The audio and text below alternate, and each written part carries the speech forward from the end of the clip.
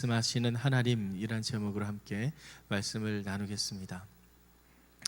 사무엘상을 통해서 우리는 계속해서 사무엘의 성장 모습과 또 그가 이제 하나님의 부르심을 받고 하나님의 소명에 응답하는 모습을 함께 나누고 있습니다. 오늘은 바로 하나님께서 사무엘에게 친히 나타나셔서 말씀하시는 장면입니다. 오늘 본문은 크게 세 단락으로 나눌 수가 있습니다. 첫 번째 단락은 1절에서 3절까지고요.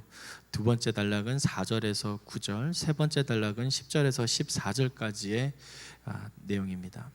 첫 번째 단락은 1절에서 3절까지인데 엘리와 사무엘의 영적 상태에 대해서 이야기를 하고 있습니다. 두 번째 단락인 4절과 9절까지, 4절에서 9절까지는 사무엘을 부르시는 하나님에 대해서 기록하고 있고요. 마지막 단락인 10절에서 14절까지는 응답하는 사무엘에 대해서 이야기를 하고 있습니다. 오늘 본문 첫 번째 단락부터 함께 살펴보도록 하겠습니다. 1절에서 3절까지의 말씀을 함께 읽겠습니다. 시작. 소년 사무엘은 엘리 밑에서 여호와를 섬기고 있었습니다. 그 당시에는 여호와께서 직접 말씀하시는 일이 드물었고 이상도 많지 않았습니다. 어느 날 밤 눈이 어두워져 잘 보지 못하는 엘리가 잠자리에 누워 있고 하나님의 등불이 아직 꺼지지 않았고 사무엘은 하나님의 궤가 있는 여호와의 성전에 누워 있었습니다. 대비되는 두 모습이 나타납니다. 바로 제사장 엘리와 사무엘인데요. 아직 사무엘은 제사장의 기름 부음을 받지 않았고 아이로서 그저 수행하는 비서 역할 정도로 제사장 옆에서 그의 일을 돕고 있었습니다. 하지만 제사장인 엘리는 실제로 하나님의 직분을 맡았고 그 일을 성실히 수행해야 할 의무를 지니고 있었죠. 그런데 오늘 1절 말씀에서 그 당시의 시대 상황을 먼저 우리에게 알려주고 있습니다. 어떤 시대 상황인가? 바로 여호와께서 직접 말씀하시는 일이 드물었고 또 이상도 많지 않았다라고 이야기를 합니다.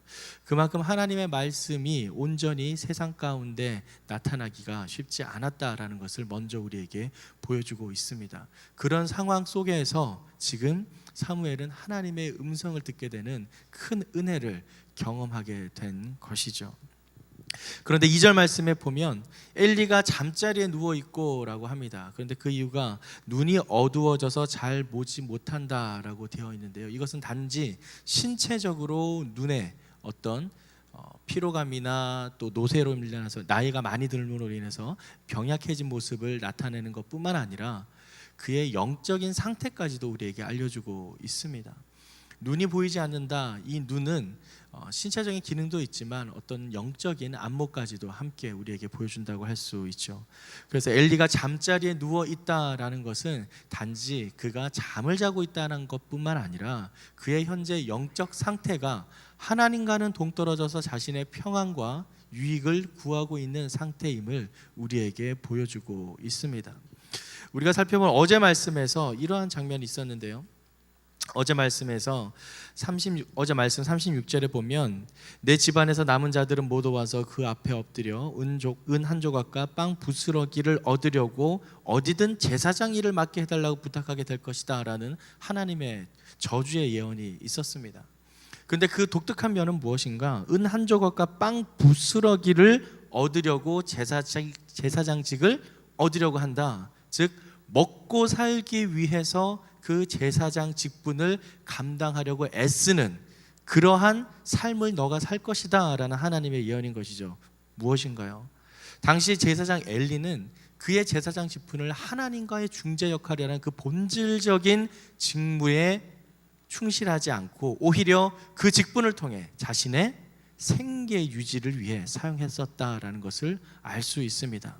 즉 그는 이미 엘리의 삶은 제사장의 역할을 충실히 감당하는 삶이 아니라 그저 생계를 위해서 일을 하기 위해서 숙제하듯이 그의 직분을 이루고 있었다라는 것을 확인할 수 있습니다. 그래서 그가 잠자리에 누워있고 눈이 어두워졌다라는 이 성경 말씀의 표현은 그의 영적인 상태를 아주 적나라하게 보여주고 있다고 할 수 있죠. 그에 반해서 3절 말씀에서는 사무엘은 하나님의 궤가 있는 여호와의 성전에 누워있다라고 합니다. 여기에 독특한 표현이 있는데요. 하나님의 등불이라는 표현도 있고요. 또 하나님의 궤라는 표현도 있고 여호와의 성전이라는 표현이 있습니다. 이 세 가지의 표현이 지금 사무엘이라는 이름을 감싸고 있습니다. 여호와의 등불이 꺼지지 않은 상태에서 사무엘이 하나님의 궤가 있고 또 하나님의 성전에 누워 있다. 이것은 엘리와는 대조적으로 아직 제사장 직분을 수행하지 않는, 그저 몸종에 지나지 않음에도 불구하고 그는 여호와 가까이에서 하나님의 일을 충실히 섬기고 있었다라는 것을 우리에게 보여줍니다. 이 또한 엘리와는 대조적인 사무엘의 영적인 상태를 우리에게 보여주고 있습니다. 하나님의 등불, 하나님의 궤, 하나님의 성전. 사무엘의 삶에서는 다른 그 무엇보다 여호와 하나님께 가까이 가는 것이 매우 중요했다라는 것을 우리에게 알려줍니다. 사랑하는 성도 여러분, 여러분의 삶 가운데 정말 중요한 것은 무엇입니까? 먹고 마시는 것에 있습니까? 여러분의 직업에 있습니까? 아니면 여호와 하나님을 섬기는 것에 있습니까? 엘리의 모습과 사무엘의 모습을 통해 우리는 어떠한 영적 상태인지를 돌아보는 계기가 되기를 소망합니다. 두 번째 단락을 한번 살펴보겠습니다. 두 번째 단락은 4절에서 9절까지고요. 사무엘을 부르시는 하나님입니다. 사무엘을 계속해서 부르시는데 세 번째까지 계속 부르십니다. 맨 처음에는 사무엘을 불렀을 때 사무엘이 제가 여기 있습니다 라며 엘리에게 달려갑니다. 두 번째에도 엘리에게 달려가고 세 번째도 엘리에게 달려가는데요, 8절과 9절 말씀을 함께 읽어보도록 하겠습니다. 8절 9절입니다. 시작. 여호와께서 세 번째로 사무엘을 부르셨습니다. 사무엘은 일어나 엘리에게 가서 말했습니다. 여기 있습니다. 저를 부르셨지요. 그제야 엘리는 여호와께서 이 소년을 부르시는 것을 깨달았습니다. 그래서 엘리는 사무엘에게 가서 누워 있다가 다시 그분이 너를 부르시면 여호와여 말씀하십시오. 주의 종이 듣고 있습니다 라고 말해라 하고 일러 주었습니다. 사무엘이 돌아가 자리에 누웠습니다. 사무엘을 세 번이나 부르셨습니다. 하지만 사무엘은 그것이 하나님의 음성이 아니라 엘리 제사장이 자신을 부르시는 거라 생각을 했던 것이죠. 아까 우리가 1절에서 봤던 것처럼 그만큼 당시에 하나님께서 직접 그의 음성을 들려주시면서 나타나는 일이 극히 드물었기 때문에 이러한 일이 당연히 어린 사무엘에게는 하나님의 음성이 아닌 엘리 제사장이 나를 부르시는 거라고 생각했을 것이 분명합니다. 그래서 그는 엘리 제사장을 찾아갑니다. 사실 이때 첫 번째가 아니더라도 두 번째 찾아갔을 때 엘리 제사장은 이것이 하나님의 음성이구나 라고 즉각적으로 깨닫는 것이 마땅했습니다. 하지만 그는 그렇지 못했죠. 그 이유는 우리는 이미 알고 있죠. 아까 우리가 살펴본 것처럼 그는 이미 영적인 안목이 어두워져 있고 그의 육신적인 일에만 탐했었기 때문에 그는 그것이 하나님의 음성인지를 몰랐었던 것입니다. 오히려 사무엘에게 내가 널 부르지 않았다라며 다그칠 뿐이었었죠. 그래서 아까 우리가 읽은 것처럼 세 번째 그가 다시 찾아왔을 때야 그제야 엘리는 여호와께서 이 소년을 부르시는 것을 깨달았다라고 합니다. 그래서 9절에서 다시 부르실 때 어떻게 해야 될지를 알려줍니다. 주의 종이 듣고 있습니다 라고 말해라. 사실 이 장면을 묵상하면서 이런 생각이 들었습니다. 내가 제사장이고 내가 하나님과의 그 중재 역할을 맡고 있는 사람인데 왜 하나님은 나에게 말씀하시지 않고 이 소년 사무엘에게 말씀하셨을까? 라는 의문이 들지 않았을까라고 저는 혼자 묵상을 해봤는데요. 그런데 여기 본문에서는 전혀 엘리는 거기에 대한 어떤 섭섭함이나 어떤 하나님께 대한 의문이나 그런 모습이 전혀 없는 것을 볼 수 있습니다. 오히려 그거는 하나님께서 이제 너한테 말씀한 거니까 이제 네가 대답을 하거라 이렇게 이야기를 합니다. 마치 자기에게 일어난 것이 아니니 나는 아무런 상관이 없다라는 것처럼 사무엘에게 이야기하는 모습을 보여주고 있습니다. 사랑하는 성도 여러분, 나에게 일어나지 않는 일이라고 해서 그것이 하나님의 일과 관계없는 일일까요? 결코 그렇지 않습니다. 우리는 모두 다 하나님의 안에 한 공동체, 한 교회, 한 몸을 이루는 교회 지체이기 때문에 다른 이에게 일어난 그것 또한 나에게 주시는 하나님의 계시가 될 수 있고 의미가 있을 수 있습니다. 그런데 지금 엘리는 그의 영적인 상태가 너무나도 세상과 가까워졌고 하나님과는 동떨어져 있었기 때문에 그것이 하나님의 음성이든 하나님의 음성이 아니든 그의 삶과는 전혀 관계없는 삶을 살아가고 있었음을 우리에게 보여주고 있습니다. 사랑하는 성도 여러분, 하나님의 계시와 역사는 비단 나에게 일어나지 않았을지라도 그것이 우리에게 분명 중요한 영향을 미치고 있다는 사실을 꼭 기억해야 될 줄 믿습니다. 그래서 우리가 전도를 해야 되고, 그래서 우리가 기도를 해야 되고, 그래서 우리가 선교를 위해 함께 마음을 모아야 합니다. 세상에 일어나는 일들이 나와는 전혀 관계없다, 나만 잘 먹고 잘 살면 된다, 나만 하나님과 올바른 관계에 있으면 된다라고 생각하는 것은 그저 나 혼자만을 생각하는 극단적인 개인주의의 모습일 뿐입니다.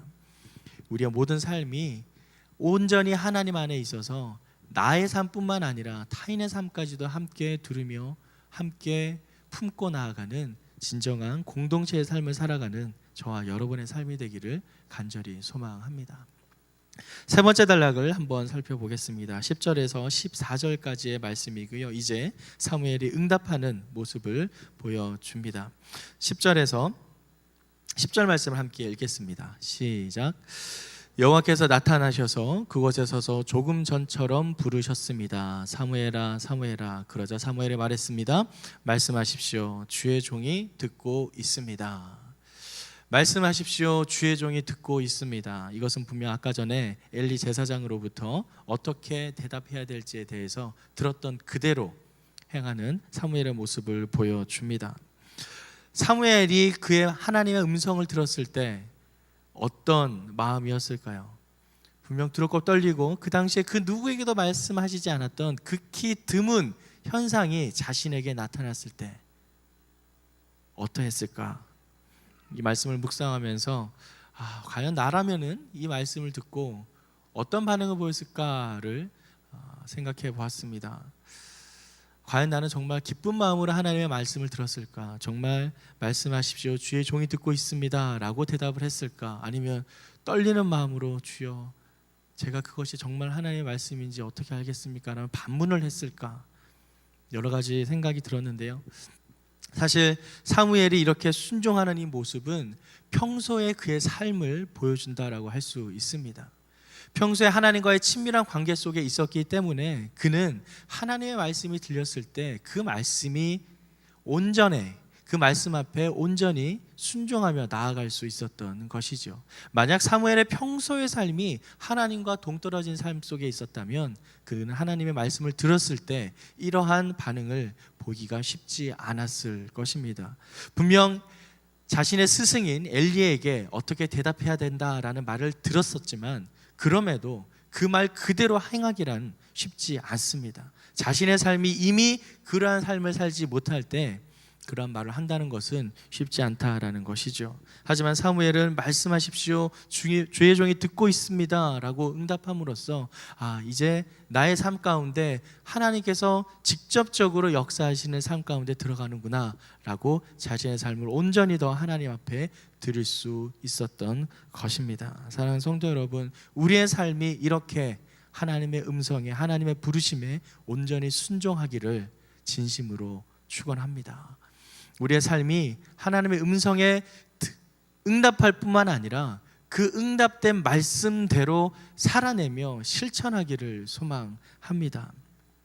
이제 이후로부터 하나님께서는 사무엘에게 앞으로 어떠한 일들이 이루어질 것인지를 예언하며 이야기를 하고 계십니다.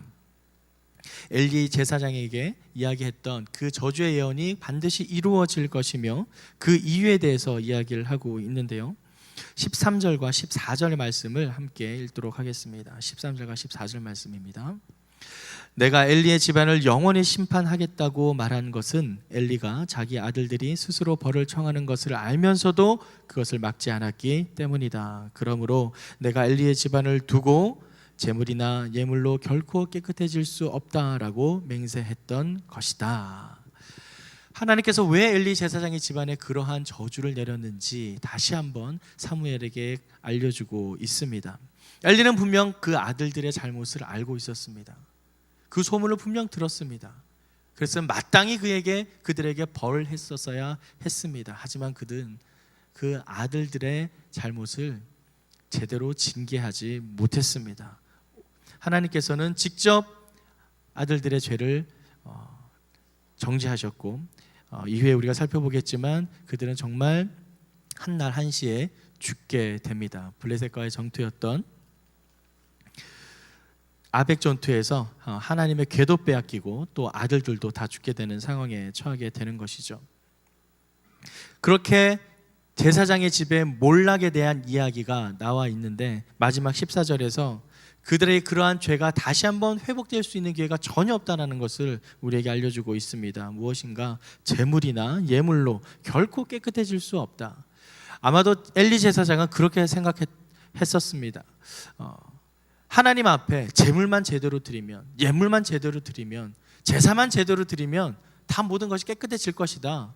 그들의 마음과 실제 생활과는 상관없이 그냥 뭐 하던 대로 제물만 드리면 되겠지, 하나님 앞에 예물만 드리면 되겠지라는 하나님에 대한 어떻게 보면 신성모독적인 죄악을 범했던 것입니다. 그래서 다시 한번 그들의 잘못을 정확하게 찝어서 말씀해 주십니다. 결코 그들의 죄악은 제물이나 예물로 깨끗해질 수 없다. 우리의 모든 삶에 나타나는 하나님의 구원은 우리가 알고 있는 것처럼 예수 그리스도의 구원의 능력을 믿는 믿음으로 말미암습니다. 우리 어떤 행위나 제물이나 예물로 이루어지는 것이 결코 아닙니다. 하나님께서 구약 말씀에서 그것을 이렇게 표현하십니다. 하나님은 사람의 중심을 보신다라는 것입니다. 그가 드리는 예물이나 제물이나 제사보다도 그 중심이 어디에 있는가, 그 중심을 보신다, 우리에게 이야기를 하십니다. 사랑하는 성도 여러분, 여러분의 삶의 중심은 어디에 있으십니까? 단지 형식적으로 드려지는 예배 속에, 형식적으로 만나는 사람들과의 관계 속에 나의 중심은 실로 어디에 있는가? 정말 하나님을 향하고 있는지, 아니면 그저 그 상황을 묘면하기 위해서 그때만 지나기를 바라는 마음으로 형식적으로 예배를 드리고 사람들과의 관계를 이어가고 있지는 않은지 우리의 삶을 돌아보기를 원합니다. 오늘 말씀을 통해 우린 다시 한번 사무엘과 엘리의 삶 속에 나타난 모습을 보며 우리의 영적인 안목을 돌아보기를 원합니다. 나의 영적인 안목은 어두워졌는지, 아니면 정말 깨어 주님의 음성에 민감하게 반응하고 있는지, 또한 그 반응 속에 우리는 그저 말로만 대답하고 마는 것인지, 아니면 실제 삶 가운데 실천함으로 나아가고 있는지, 또 마지막으로 나의 삶은 진정 나의 중심이 하나님 앞에 드려진 삶인지, 아니면 형식적으로 살아가고 있는 삶인지, 우리의 삶 속에 나타나는 모습을 하나하나 돌아보며 더욱 하나님께 가까이 나아가는 저와 여러분의 삶이 되기를 주님